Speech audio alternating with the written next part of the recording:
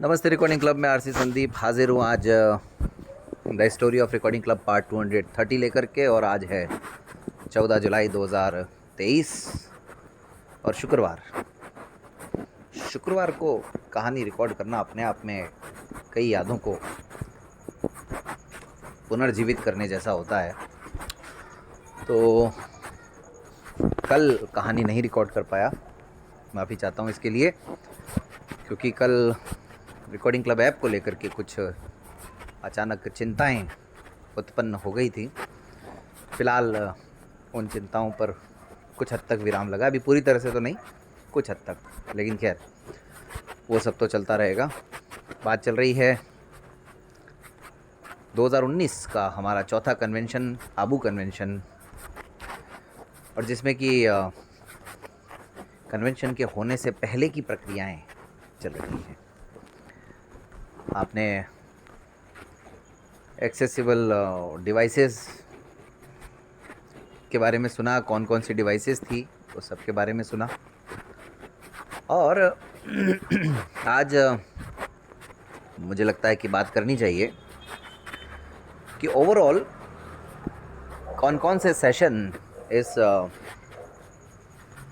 Programme के लिए design किए गए। तो एक तो मैं ये बताऊं, इस कार्यक्रम का जो थीम रखा गया था वो रखा गया था अवेकनिंग ड्रीम्स। अवेकनिंग ड्रीम्स यानी एक तरह से सपनों को जागृत करना, सपनों को जगाना।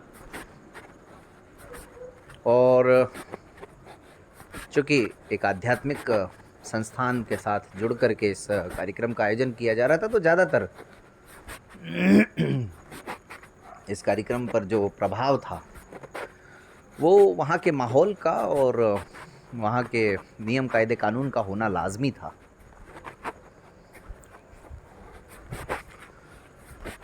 तो जब सेशन पर बात शुरू हुई तो एक्सेसिबल डिवाइसेस, जिसके बारे में बता ही दिया मैंने, परिचय सत्र जो हमेशा की तरह होता है, लेकिन यहाँ पर पहली बार एक नई चीज़ और हुई। उस संगठन ने अपनी ओर से उद्घाटन भी किया, उनकी तरफ से एक उद्घाटन सत्र हुआ। उस उद्घाटन सत्र में बड़े बड़े जो भी माननीय सम्माननीय लोग वहाँ थे वो आए, और जिस तरह से एक बड़ी सी कैंडल जला करके, जिसको दिव्य ज्योति या ज्योति स्वरूप या शिव स्वरूप मानते हैं बीके वाले, तो वो सारा गीत प्रदर्शन, और वो मेरे ख्याल में उद्घाटन सत्र शायद रिकॉर्डिंग क्लब यूट्यूब चैनल पे होना चाहिए, नहीं होगा तो देखेंगे उसको।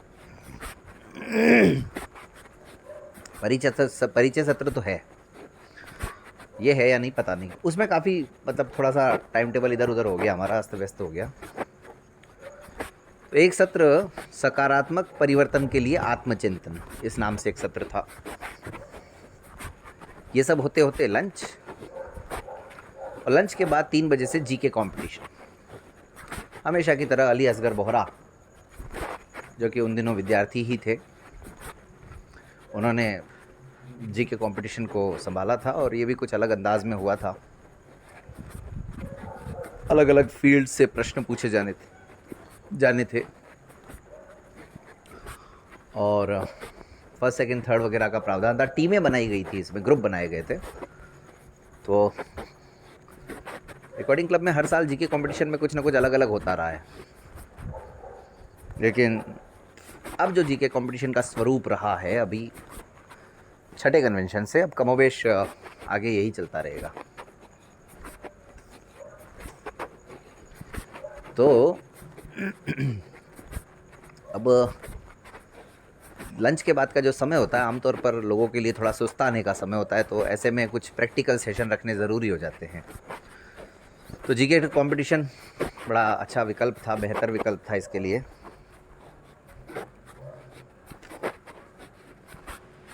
तत्पश्चात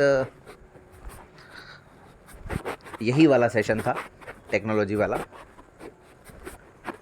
और इस सत्र के बाद कोई और सत्र हो रहा होगा तो मुझे याद नहीं आ रहा फ़िलहाल, तो शायद हो सकता है ना भी रहा हो, लेकिन सांस्कृतिक संध्या के बारे में पिछली कहानी में जो मैंने अंत में जो छोड़ा था कि एक ऐसा प्रदर्शन कहें कि हुआ था इस कार्यक्रम में, वो सांस्कृतिक संध्या से जुड़ी हुई बात थी दरअसल। वो बताऊंगा थोड़ी देर बाद। सांस्कृतिक संध्या, उसके बाद में अगले दिन तो घूमने फिरने जाना था, तो पूरे दिन भर जो है वो साइड सीन, माउंट आबू में नक्की झील और दिलवाड़ा के मंदिर और गुरु शिखर और तमाम जो चीज़ें हैं, सनसेट पॉइंट,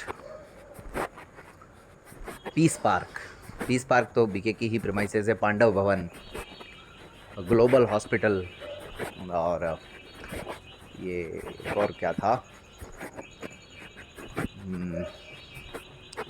नाम भूल रहा हूँ उसका मैं, एक और है जगह वहाँ पर, अभी फ़िलहाल वो नाम इस बात पे नहीं आ रहा है। तो इस तरीके से वहाँ घूमने फिरने का, तो ये उस दिन संडे था।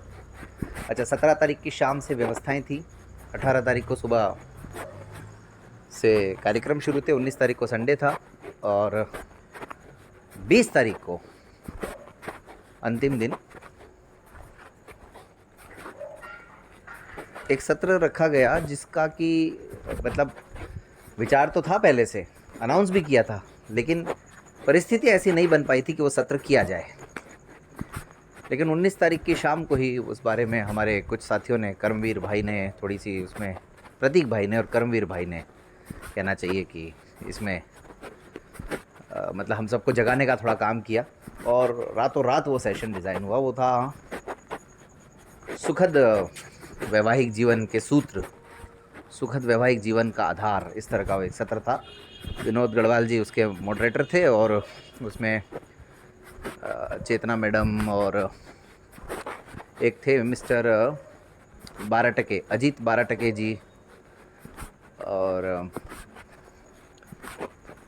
ऐसे करके एक राजकुमार रघुवंशी जी, ऐसे करके कुछ 4-5 लोगों का पैनल बना करके वो एक सेशन बड़ा अच्छा, लेकिन सबसे ज़्यादा इंटरेस्ट लोगों ने उसी सेशन में लिया। तो एक बार फिर इस बात की पुष्टि हो गई थी 2018 के बाद 2019 में। 2018 में तो बताया था रविवार ये परिचर्चा में इस पर एक चर्चा हुई थी, जिस पे सबसे ज़्यादा मैसेजेस आए आज तक। 2019 में इस कन्वेंशन में फिर इस बात की पुष्टि हुई कि विवाह से संबंधित, मतलब ये सब भूमिकाएं तैयार हो रही थी हमराही और मैट्रिमोनियल मीट के लिए। समझिए आप बात को जो मैं कहना चाह रहा हूँ, जितने लोग सुनते हैं उनको समझा रहा हूँ जी, ज़्यादा तो सुनेंगे तो। अच्छा देखो, मज़े की बात बताऊँ, सुनने से याद आया, जो जिन लोगों का मैं जिक्र करता हूँ यहाँ पर कहानी में, चाहे किसी का भी नाम, इवन अभी जैसे उदाहरण दो एक छोटा सा, शरद भाई, तो शरद भाई इस कार्यक्रम को नहीं सुनते होंगे, हालांकि उनके पास पहुँचता है। शिव शंकर कपूर जी का मैंने जिक्र किया, वो भी नहीं समय निकाल पाते होंगे। ऐसे ही जिनका भी मैं जिक्र करता हूँ, मुझे नहीं लगता उनमें से कोई सुनता होगा, चाहे प्रतीक भाई हों, कोई भी हो, कर्मवीर भाई, कोई नहीं सुनते होंगे। क्योंकि इस कहानी को लेकर के जो रोचकता मुझे लगता है कहीं ना कहीं होनी चाहिए थी। शायद मेरी कमी है कि मैं नहीं बना पाया, लेकिन कोई बात नहीं, कभी ये कहानी किताब की शक्ल में आएगी अगर ईश्वर ने चाहा तो उस सत्र में लोगों ने सबसे ज़्यादा इंटरेस्ट लिया। और मैंने कहा ना कि हमेशा कोई चीज़ ख़त्म होने के लिए नहीं होती है, वो किसी न किसी शुरुआत का आधार होती है, कोई ना कोई चीज़ नई शुरू होने वाली होती है। इसीलिए बहुत ज़्यादा समय नहीं लगा, और 2020 आते आते देखिए आप, ईश्वर ने हमराही, और हमराही से पहले विवाह परिचय सम्मेलन, और उसके बाद तो फिर इतिहास बन गया। अब आज लोग रिकॉर्डिंग क्लब को इन्हीं सब चीज़ों के लिए याद रखते हैं, बाकी चीज़ें भूल गए। बहरहाल तो ये सत्र हुए, बाकी समापन समारोह, और फिर उसके बाद घर वापसी। तो 20 तारीख तक कुल मिला करके ये आयोजन रहा हमारा। सोचा बहुत था कि एक्सेसिबल टूरिज़्म और इधर उधर, और मतलब छोटी मोटी चीज़ें, जैसे घूमने फिरने में लोगों को क्या दिक्कतें आती हैं, या कुकिंग वगैरह में क्या दिक्कतें आती हैं, इस सब पर भी किए जाए सेशन। लेकिन वो नहीं, हर बार कुछ ना कुछ छूट जाता है, वो आगे भरपाई करने की कोशिश की जाती है, इतना ज़रूर तय है। और कोशिश यही की जाती है कि दोनों ही तरह के सेशन रखे जाएं, मतलब लॉजिकल सेशन भी रखे जाएं और डायनेमिक सेशंस भी रखे जाएं। दोनों ही तरह की कोशिश की जाती है, लेकिन कई बार उसमें सफलता मिलती है, कई बार नहीं मिलती है। तो जैसा कि बताया मैंने आपको, 14 मार्च से रजिस्ट्रेशन की प्रक्रिया प्रारंभ हुई। रजिस्ट्रेशन का जो शुल्क रखा गया था वो सभी जॉब करने वालों के लिए 1000 रुपीज़ था, सभी स्टूडेंट्स के लिए 500 रुपीज़ था, और जो सहयोगी थे, जो एस्कॉर्ट्स थे, उनके लिए भी 500 था। और ये सोच करके रखा गया था कि ये जगह आमतौर पर घूमने फिरने लोग आते हैं, तो हमारे जो साथी आएंगे वो एस्कॉर्ट्स को अपने ले कर के आएँ।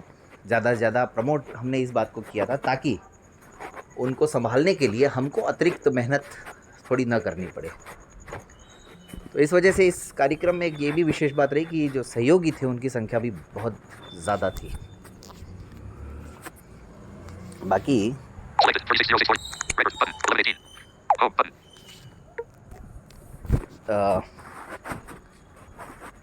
आम तौर पर जैसा कि हर कार्यक्रम में होता है, जो सोचा जाता है वो हो नहीं पाता, और कई बार कुछ चीज़ें जो नहीं सोचते हैं वो हो जाती हैं। इस कन्वेंशन में पहली बार लगभग 14-15 राज्यों से लोगों ने प्रतिभाग किया, और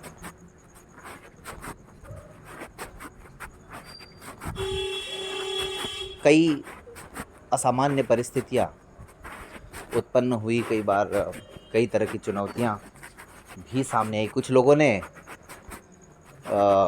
मतलब झूठ मूठ के ही फॉर्म अप्लाई कर दिए, मजाक भी कई लोग करते हैं। ऐसे कामों में अक्सर ही होता है, कई लोग कुछ होते हैं महान लोग, कई बार कुछ लोग फॉर्म दूसरे नामों से भर देते हैं, कई बार गाली गलौज करके लिख देते हैं। उसमें कई तरह की परिस्थितियों का सामना करना पड़ता है। लेकिन जो टीम तैयार हुई थी वो टीम पूरी अपनी तत्परता से काम कर रही थी, और इस कन्वेंशन के लिए लोगों ने लोगों को लाने का बीड़ा खुद अपने सिर पर उठा रखा था। हमारी टीम के लोग तो थे ही थे, लेकिन हमारी टीम के लोगों से ज़्यादा ऐसे लोग इसके लिए काम कर रहे थे जो केवल एक सदस्य थे, केवल एक मेंबर थे। तो अगले अंक में मंडे को जब मिलेंगे हम, तो रजिस्ट्रेशन कहाँ से हुए और रजिस्ट्रेशन के दौरान क्या क्या अनुभव हुए, और इतने सारे लोगों को संभालने के लिए किस किस तरह से प्लानिंग की गई, तो मुख्य रूप से ये सब बातें और हमारे साथियों की किस किस की क्या भूमिका थी, टीम मेंबर्स की, उस सब पर चर्चा करेंगे। इस बीच में जो साथी इस कहानी को सुनते हैं, जो साथी अब इस कहानी में जुड़ चुके हैं, या इस कहानी यानी यहाँ से रिकॉर्डिंग क्लब को फॉलो करने लगे हैं, अगर आप लोगों को कुछ याद आता है तो आप बता सकते हैं पर्सनल चैट पर मुझे, ताकि उन बातों को भी मैं शामिल कर सकूं, क्योंकि भाई मेरी याददाश्त सीमित है। मैं ये मानता हूँ मुझे नहीं इतना याद रहता है, और याद रखने के लिए मैंने जो कुछ सोर्सेज अपने पास रखे हुए थे संभाल करके,